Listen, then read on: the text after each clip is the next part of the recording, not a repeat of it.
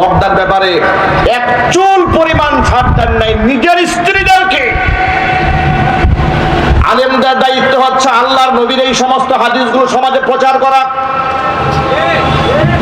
আলেম ওলামাদের দায়িত্ব হচ্ছে সমাজ প্রেক্ষাপটে কোরআনে কারীম এবং রাসূল পাক সাল্লাল্লাহু আলাইহি সাল্লামের পবিত্র জীবন থেকে আমল নিয়ে সমাজের মধ্যে প্রচার করা, প্রসার করা। কথা বলতে হবে, ঠিক কিনা? এটা আলেম ওলামাদের নীতি এবং নৈতিকতার দায়িত্ব। আলেমরা যদি এটা না করে কিয়ামতের দিন আলেমদেরকে আল্লাহর আদালতে আসামি হয়ে যেতে হবে। যেখানে আল্লাহ পাক পর্দার ব্যাপারে কঠোরতা আরোপ করলেন, আল্লাহ রসুল যেখানে পর্দার ব্যাপারে মারাত্মক কঠোরতা অবলম্বন করেছেন, এখন একজন আলেম হিসেবে তো আমরা আপনাদেরকে হিজাবের কথা বলবো, নেকাবের কথা বলবো, হাত মোজার কথা বলবো, পা মোজার কথা বলবো। এখন হাত মোজা, পা মোজা পরে আপাদমস্তক ঢাকার নির্দেশ দিলেন স্বয়ং আল্লাহ রাব্বুল আলামিন। আর হাসিনা এটা নিয়ে তামাশা করে বলেছে জীবন্ত ট্রেন হইয়া ঘুরে বেড়ানোর কোনো মানে নাই। সেমন তাহাজ্জুদ গুজারি ছেলে বিবাহ করায় খ্রিস্টান দিয়া। আওয়াজ নাই, মুখে আওয়াজ নাই। সেমন তাহাজ্জুদ গুজারি ভারতের দাদা বাবুদের কাছে গেলে মন্দিরে গিয়া তিনি প্রতিমার সামনে গিয়া সেখানে গিয়া ফুল দেন। এর মানে তিনি বাংলাদেশে রোজা করেন, হিন্দুস্তানে গিয়া পূজা করেন। কথা বলতে হবে, ঠিক কিনা বলে? তাহলে এর দ্বারা প্রমাণ হয় শেখ হাসিনা ধার্মিক ছিল না, তার চাইতে ধর্ম ব্যবসায়ী ভণ্ডাই জাতির মধ্যে আর কেউ ছিল না। আল্লাহ পাকের কোরআনে কারীমের আয়াতকে সে ব্যঙ্গ করেছে, বিদ্রূপ করেছে। শুধু কি তাই, 2011 সালে নারী উন্নয়ন নীতিমালা 2011 প্রণয়ন করার যখন খসড়া করলো, খসড়ার মধ্যে কি করলো? খসড়ার মধ্যে করেছে যে নারী পুরুষের সমান অধিকার, এই সমান অধিকার সব জায়গায় থাকবে। এমন কি ইসলামের যে পারিবারিক আইন আছে, ওয়ারিশ সূত্রে যে মালিকানা লাভ করে, একটা ছেলে সমান সমান দুইটা মেয়ে, এই যে বিধান আছে ইসলামে, আছে না নাই? একটু জোরে বলতে হবে। নারী উন্নয়ন নীতিমালা 2011 এটা প্রণয়ন করে কোরআনে কারীমের এই আয়াতকে ভেঙে দিয়ে তিনি চাইলেন যে না, কেউ কম বেশ পাবে না, সন্তানরা যেখানে যা আছে একবারে ছেলেও যা পাবে, মেয়েও তা পাবে। নাউজুবিল্লাহ, এত আসতে বলেন কেন? এ কথা বলার পরে তৎকালীন যুগে মুফতি আমিনী রহমাতুল্লাহি আলাইহি বাংলার সিংহ পুরুষ ছিলেন।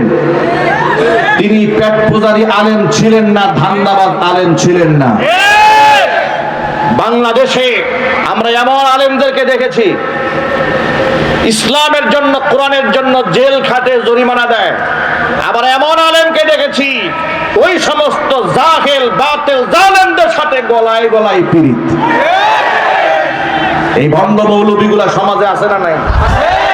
এমন বহুত মৌলবী আছে ওই সমস্ত নাস্তিকদের মনোরঞ্জনের জন্য মিম্বারে বসে কোরআন সুন্নাহর এই বক্তব্যগুলো টু শব্দ জাতির সামনে উচ্চারণ করে নাই। কথা বলতে হবে তো, ঠিক কিনা বলেন?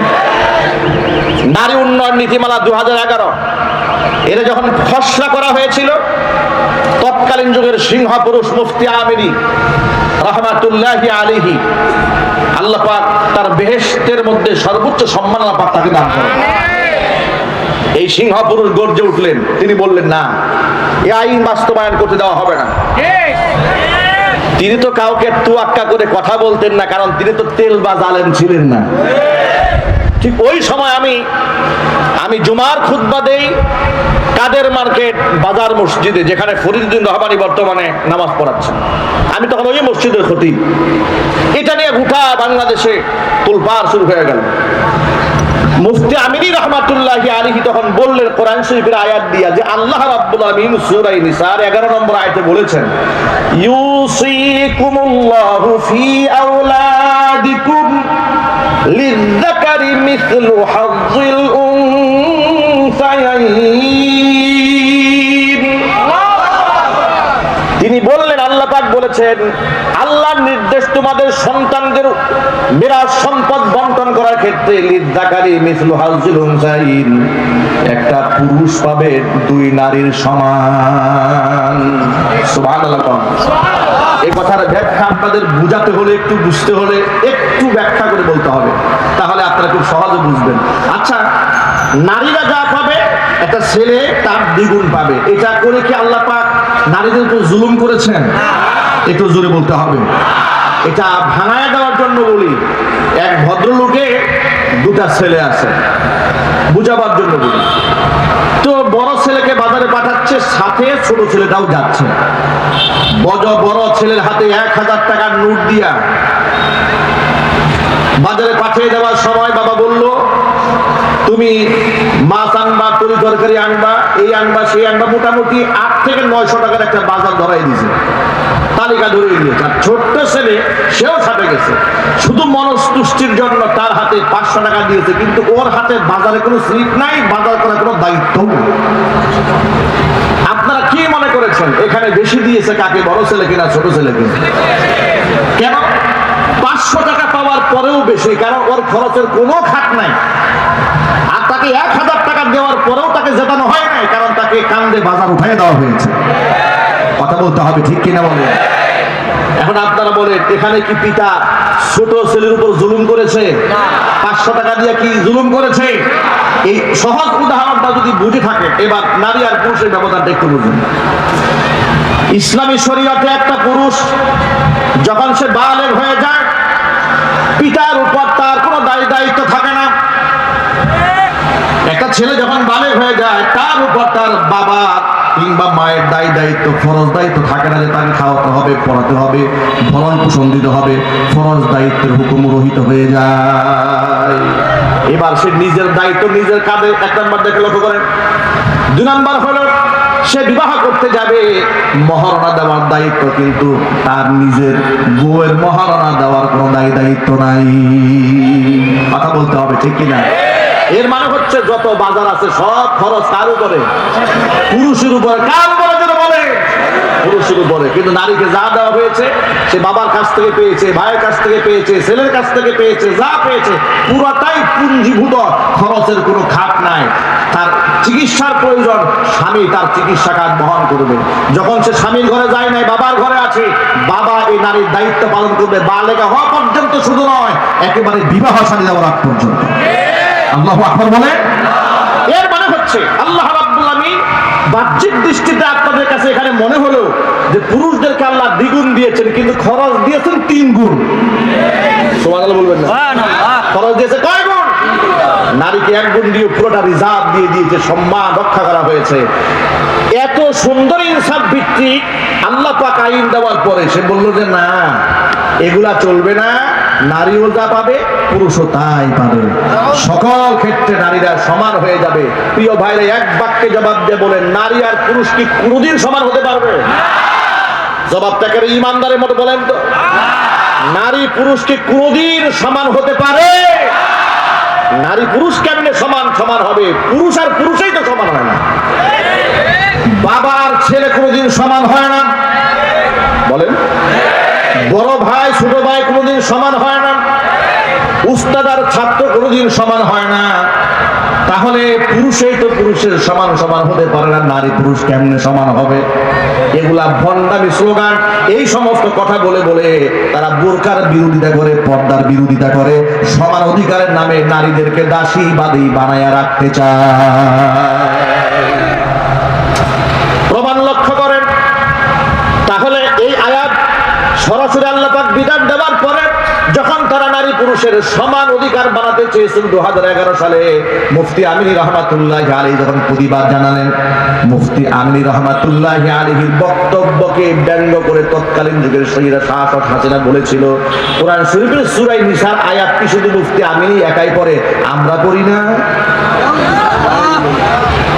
এই কথাগুলো ইতিহাসের পাতা থেকে আপনারা নিয়ে যাবেন। নতুন প্রজন্মের লোকেরা, আপনারা তো অনেকে ইতিহাস জানেন না, এই জন্য রেকর্ডগুলো আপনাদেরকে শোনানো দরকার। আমি কেন আমাকে ছাড়তে হয়েছিল কাদের মার্কেট, বাজার, মসজিদ, ইতিহাস এখান থেকে পেয়ে যাবেন। আমি আমার জুমার খুতবার মধ্যে বলে দিয়েছিলাম, জুমার মিম্বার থেকে মুফতি আমিনীর কোরআন পড়া আর শেখ হাসিনার কোরআন পড়া সমান হতে পারে না। কথা বলতে হবে যুবকেরা। আমার এই খুতবা দেওয়ার পরে দায়িত্বশীল ওদের মসজিদের লেসপালসাররা বলল, হুজুর রাজনীতির কথা বলেছেন। আমি বললাম, আমি রাজনীতি করি নাই, আমি আল্লাহর কোরআন থেকে বলেছি যে তারা যে সমান অধিকারের নামে ইসলাম বিরোধী কর্মকাণ্ড করতে চায়, এটা সম্পূর্ণ ইসলাম বিরোধী, এটা কোনো আলেমরা মানবে না, কোনো মুসলমান এটা মানতে পারে না। সর্বশেষ চাপের মুখে আমাকে কাদের মার্কেট বাজার মসজিদ ছাড়তে হলো। সেখান থেকে আমি চলে আসলাম। এরপরে পল্লীবিদ্য জামে মসজিদ বাইতুল মামুর 3 বছর জুমার খুতবা দিলাম। হাজার হাজার লোক গিয়ে সেখানে ভিড় জমায়, একেবারে পুলিশ প্রশাসন পাঠায় দিল। মাদানী সাহেবের মসজিদে এত লোক যায় কেন? ইতিহাস কোনাবাড়িবাসীর জানা উচিত। নতুন প্রজন্মের অনেকেই তো ইতিহাস জানেন না। এখন তো ডানে বামে অনেক আল্লামা দেখা যায় পদ পদবীর জন্য পাগল হয়ে গেছে, কিন্তু ইসলামের জন্য কুরবানি এবং কোরআন সুন্নাহর জন্য জেল জরিমানা কারা খেয়েছে এটা বাস্তবতা জানতে হবে। এরপরে যখন আমি এই সমস্ত বক্তব্য দিলাম, তখন সেখান থেকে চলে আসতে বাধ্য হলাম। এরপর আসলাম বাইতুল মামুরে। উপমহাদেশের শ্রেষ্ঠতম কোরআনে কারীমের দায়ী এবং তাফসীরকারক শহীদ মাওলানা দিলওয়ার হোসেন সাঈদী রাহিমাহুল্লাহ, তাকে জেলখানায় কারারুদ্ধ করা হলো অন্যায়ভাবে। আমি রাজনৈতিক কোন দল কিংবা মতের কর্মী নই, পরিষ্কার করে দিচ্ছি, কিন্তু ইসলামিক দল যারা করেন, ইসলাম যারা চান, তাদেরকে হৃদয় দিয়ে ভালোবাসি। যার আলেম হিসেবে যাদের অবদান আছে ইসলামে, যাদের অবদান আছে কোরআনে, যাদের অবদান আছে ইসলামের প্রচার এবং প্রসারে, তাদের প্রতি আমাদের ভক্তি, ভালোবাসা, শ্রদ্ধা তো সীমাহীন। জন্মের পর থেকে তাদের তাফসীর শুনে শুনে আমরা বড় হয়েছি। চোখের পানি ছেড়ে অসংখ্য মানুষ তওবা করে আল্লাহর ওলি হয়েছে। সাঈদী সাহেবের তাফসীর শুনে অসংখ্য মানুষ তাহাজ্জুদ গুজারি হয়েছে। সন্দেহ আছে আপনাদের? সন্দেহ আছে আপনাদের? জাতির এই শ্রেষ্ঠ সন্তান যখন, ভালো করে শোনেন, এই শ্রেষ্ঠ সন্তানকে যখন মিথ্যা মামলা দিয়ে জেলখানায় ঢুকায় দেওয়া হলো, জুমার খুতবার মধ্যে তার জন্য একটু দোয়া করেছিলাম যে আল্লাহ এই মাজলুম আলেমকে তুমি হেফাজত করো। কেন দোয়া করলাম সাঈদী সাহেবের জন্য? আমি গেলাম মানিকগঞ্জ মাহফিলে, আমার নামে কোনাবাড়ি থানায় মামলা হয়ে গেল। কোনাবাড়িতে আমি গাড়ি দৌড়াইছি, আমার নামে মিছিল হলো কোনাবাড়িতে, মাদানির চামড়া তুলে নেব আমরা। আজকে সেই সমস্ত কুলাঙ্গারদেরকে দেখতে চায়, আলেমদের চামড়া নিয়ে যারা তামাশা করতে চাও, তোমার টাকায় দেখো বাংলার জমিনের দিকে তোমাদের চামড়া তুলে নেওয়ার লোকের অভাব নাই, কথা বলতে হবে।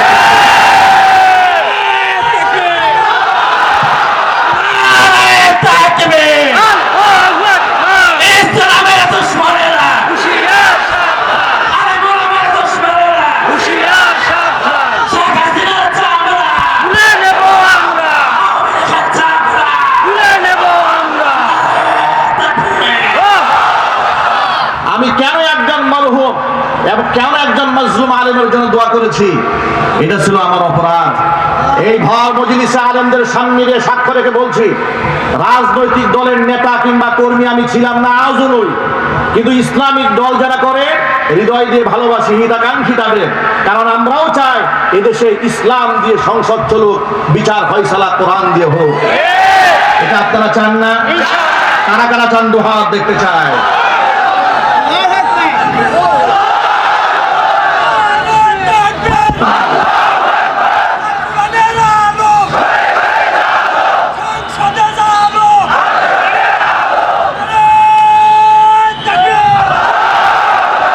আপনাদেরকে বার্তা দিয়ে দেই, এরপরে আমার পুরা মসজিদ পুলিশ দিয়ে ঘেরাও দেওয়া হলো।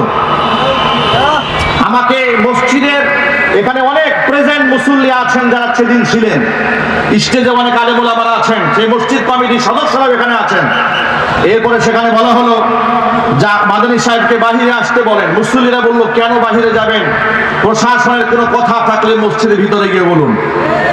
সর্বশেষ চাপাচাপি এখানে আমার আর থাকা হলো না, আমি এখান থেকে চলে গেলাম। আল্লাহ পাকের ফয়সালা হলো এর থেকেও বড় মসজিদ বুধবাজার কেন্দ্রীয় যায় মসজিদের খতিব আল্লাহ আমাকে বানিয়ে দিলেন। আবার শুরু হলো কোরআন সুন্নাহর বক্তব্য দেওয়া।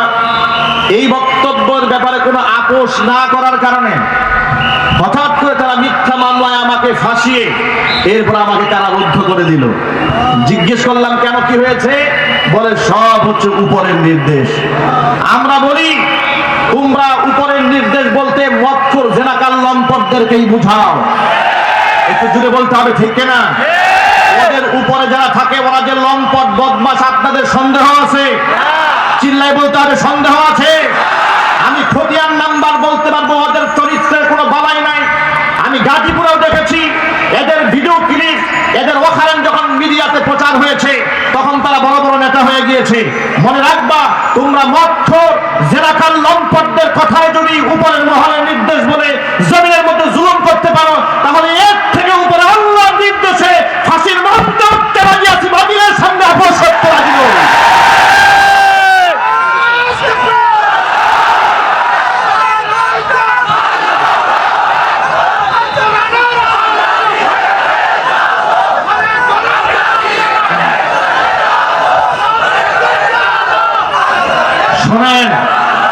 শোনেন, ঠান্ডা হন। এমন ইতিহাস আমরা যদি বলা শুরু করি, এটা তো আমি একটা ছোটখাটো মাজলুম, আমার চেয়ে এই যে বড় মাজলুম এসে হাজির হয়ে যাচ্ছে। আল্লামা খালেদ সাইফুল্লাহ আইয়ুবী হাফিজাহুল্লাহ, আল্লাহ পাক তার নেক হায়াত দারাজ করে, চিৎকার দিয়ে আল্লাহু আমিন। তিনি ইতোমধ্যে মাহফিল মঞ্চে এসে উপস্থিত হয়েছেন। তাকেও বছরের পর বছর, মাসের পর মাস তাকে কারারুদ্ধ করে রাখা হয়েছে। একেবারে হাত ভেঙেছে, হাতের মধ্যে রড ঢোকানো, সেখানে পুষ পর্যন্ত বের হয়ে গেছে কারাগারে, এরপরও জামিন দেওয়া হয় নাই। এইভাবে আলেমদের উপর নির্যাতন চালানো হয়েছে একের পর এক। এই বসেন। সুতরাং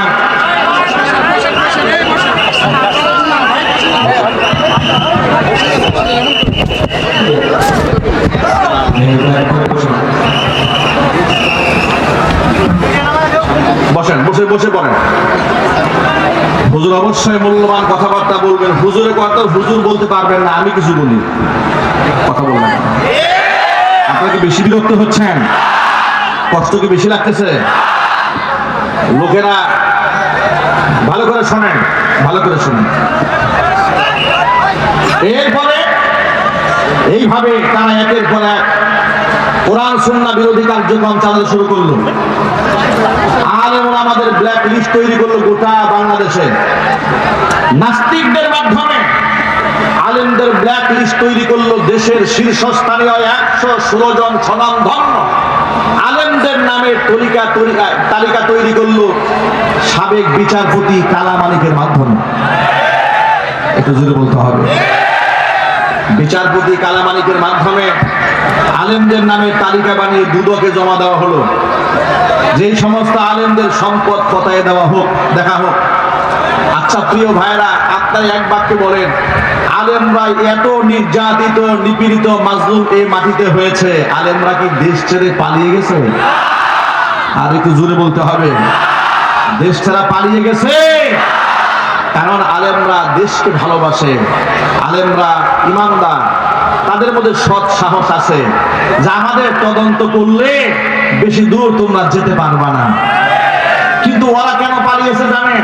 ওরা এই জন্য পালাচ্ছে, ওরা জানে ওরা এক একজনে এই পরিমাণ অপরাধ করেছে। আমি কিছুদিন আগে ফেসবুকে একটা স্ট্যাটাসে বলেছি যে এই স্বৈরাচারী হাসিনা যে অপরাধ করেছে, যে পরিমাণ পাপ সে করেছে এবং তার সহযোগীরা করেছে, পৃথিবীর সমস্ত বিচারক এবং সমস্ত আদালত মিলেও যদি তার সেই পাপের প্রায়শ্চিত্ত দেওয়ার জন্য সবচেয়ে কঠিন রায় মৃত্যুদণ্ডও দেয়, সেই মৃত্যুদণ্ডও হবে হাসিনার কৃত অপরাধের তুলনায় একেবারে হালকা শাস্তি।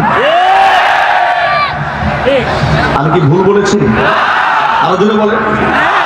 পৃথিবীর সব বিচারকরা মিলে যদি শেখ হাসিনা তাকে যদি একেবারে ইনসাফপূর্ণ একটা রায়ও দেয়, একবারে সঠিক বিচার করাও যদিও করে, একেবারে মৃত্যুদণ্ডও যদি দিয়ে দেয়, ওর যে পাপ করেছে সেই পাপের প্রায়শ্চিত্ত হবে না। কেন হবে না আপনাদেরকে সহজে বোঝায় বলি। আচ্ছা, একটা মানুষ হত্যা করলে আপনি তারে হত্যা করলেন, সমান সমান হয়ে গেল। শেখ হাসিনা কি একটা মানুষ মেরেছে? একটু জোরে বলতে হবে। তাহলে এই হাজার মানুষ মারার বিনিময়ে একটা জান আপনি হাসিনা নিলেন, তো আপনার কেমনি ইনসাফ হইল? গেল একটা। আয়না ঘরে রেখে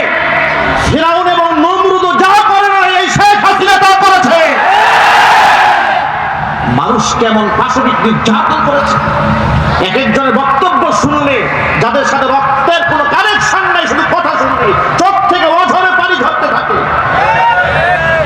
আয়না ঘরে রেখে লা ইয়ামুতু ওয়া লা ইয়াহইয়া, জাহান্নামের মতো না, এরা না বাঁচবে না মরবে।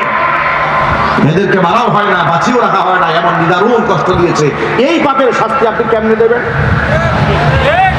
যে ইলিয়াস আলীর কথা আপনারা শুনেছেন, গুম করেছে, খুন করেছে, সেই ব্যক্তির আত্মীয় স্বজনকে দেখে আবার তার স্ত্রীর সাথে গলায় গলি ধরে কান্নাকাটি করে। এত বড় অভিনেত্রী গোটা জাতির সাথে সারা জীবন তসবিহ নিয়ে হিজাব পরেছে, তামাশা করেছে, নাটক করেছে। কোরআন কারীমের ময়দানগুলোকে তারা কলঙ্কিত করে ছেড়ে দিয়েছিল। একে জামাত, একে শিবির, এ তালেবান, এ জঙ্গি, এ রাজাকার, এ আলবদর, এক একজনকে শায়েস্তা করার জন্য এক একটা হাতিয়ার তারা গ্রহণ করেছিল। আল্লাহ পাকের লানত ওদের উপরে এমন ভাবে বর্ষিত হয়েছে, মরহুম সাইদি রাহিমাহুল্লাহ সেই কথাটাই মনে পড়ে, সময় আসবে এমন ইঁদুরের গর্ত পাবা না পালাবার জন্য। তাই হয়েছে ওরা ইঁদুরের গর্ত পাই নাই পালাবার জন্য। কথা বলা মুসলমান ঠিক কিনা বলে? সুতরাং আপনাদেরকে অভয় দিয়ে বলি, অভয় দিয়ে বলি, কোরআনের ময়দান আল্লাহ পাক আমাদের জন্য ওপেন করেছেন। যতদিন এই পৃথিবী থাকবে, জমিন থাকবে, কোরআনের ময়দান উন্মুক্ত থাকবে ইনশাআল্লাহ বলেন। কোন জালেম যদি এই ময়দান নিয়ে ষড়যন্ত্র চালাতে চায়, বৈষম্য বিরোধী ছাত্র আন্দোলনের ছাত্র সমাজ থেকে শুরু করে সাধারণ জনতা যেভাবে রাজপথে ঝাঁপিয়ে পড়েছিল, আলেমরা মাদ্রাসার ছাত্র যেমন ভাবে জীবন দিয়েছিল, আবারও জীবনের ঝুঁকি নিয়ে সেই জালেমকে শায়েস্তা করতে প্রস্তুত থাকতে হবে। আপনারা কি রাজি আছেন? কারা কারা রাজি আছেন? দুহাত দেখতে চান।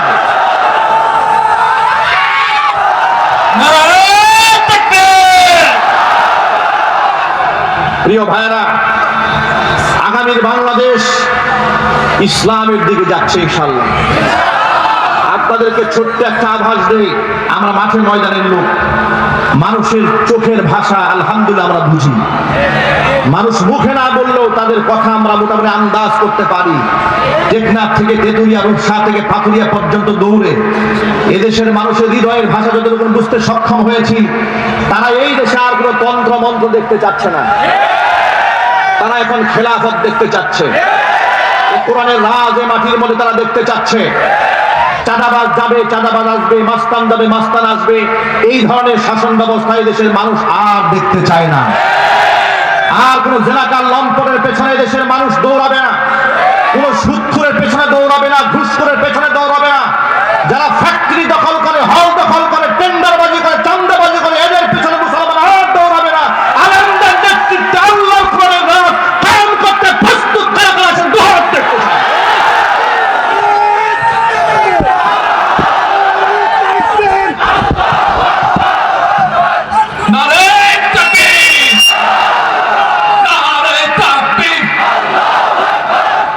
আল্লাহ রাব্বুল আলামিন ঐক্যবদ্ধ হয়ে গোটা জাতিকে কোরআন সুন্নাহ রাজ কায়েমের প্রস্তুতি গ্রহণ করার তৌফিক দান করুন। যে কথাগুলো বাকি আছে